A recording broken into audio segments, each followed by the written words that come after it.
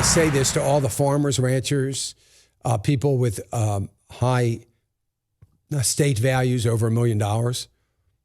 Don't procrastinate. If you don't have, I would imagine that estate planning attorneys all around the country's phones are ringing off the hook. And if they're not, they should be. And you need to have a really good, solid trust, particularly if you have a trust for your property. If you're a farmer or rancher, you got to get that done, and you got to do it this year. And it takes time to do it, so you can't wait. So start now. Don't wait for a week. Don't wait for 2 weeks. Don't wait. Get started. Please, folks, please.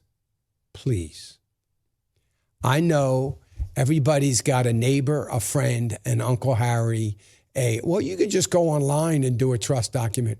Please don't do that. Please don't do that. Listen, it's got to be done right. Got to be done in accordance with your state, with all the federal guidelines. It's got to be done right. It's worth the money to get it done by an attorney that has a good reputation, somebody preferably that's been around a very long time, because somebody that's been around a very long time doing estate planning has seen all the ups and downs of the tax laws and the changes. But I think it needs to be done. If nothing changes, which isn't going to happen, but if nothing changes, it's never going to hurt you. But you need to do it. Make sure your heirs are trustees today of the trust, not going to be at your death or anything like that. Make sure they're trustees. And let's hope that the government doesn't decide to crack down on those kinds of instruments. When I hear, as I heard this morning, that they're going to crack down on loopholes. Well, that's not a loophole. It is just the way the code is written.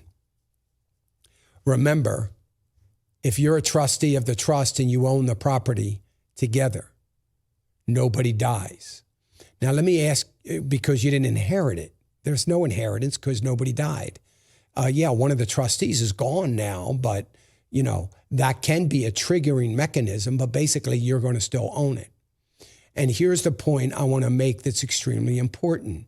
You've got to put the property in the name of the trust. Well, I'm not going to do that. It's going to cost me 1% in transfer tax to redo the deed. Okay, well, then if you want to wait and pay 60% instead of 1%, you can do that too. That's your option. So 1%, 60%. Let me think about that. Which one would be better?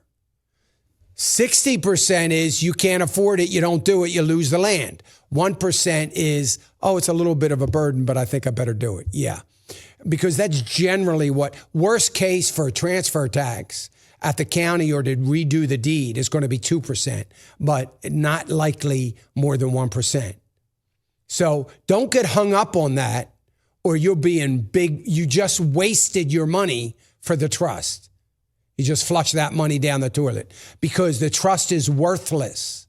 The trust only pertains to the assets that are in the name of the trust. If it's not in the name of the trust, you just wasted your money for the trust. Hey, remember to click the subscribe button right here on the screen.